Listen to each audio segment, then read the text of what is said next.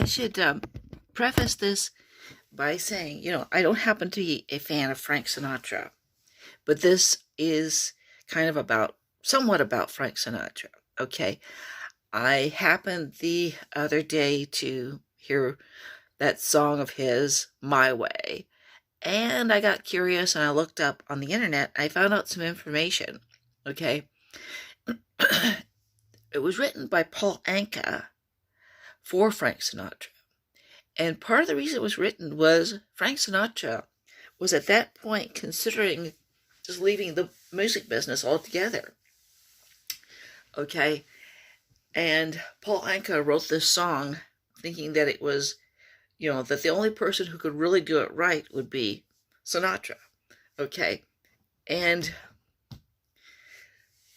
one of the odd things about My Way is it actually has the message that people tend to think Robert Frost's The Road Not Taken has, or has as its primary message, or that they tend to think it's about the road less traveled when it's titled The Road Not Taken. But My Way, it became such a popular song because it really spoke. It was Frank Sinatra's song, but it spoke to everybody. It spoke to all human beings. It starts out that the person is facing the end of his life. The narrator is facing the end of his life. It's the final curtain. So he has to look back on his life and what he accomplished and what he suffered. And like most people, he both accomplished and suffered. But what holds the narrator up, what holds him together, what makes him think it was worth it to be alive, is the fact that he was true to his own vision. He was true to himself. He did it my way.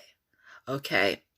And this is actually kind of similar to what Ayn Rand tried to get, a very different figure, tried to get across in The Fountainhead. Okay. Which was initially titled Secondhand Lives. Because what she was, she has 4 major characters in there.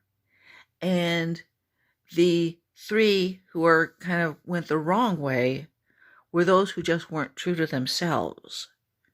They weren't true to what they really wanted to do, to what they were really talented for.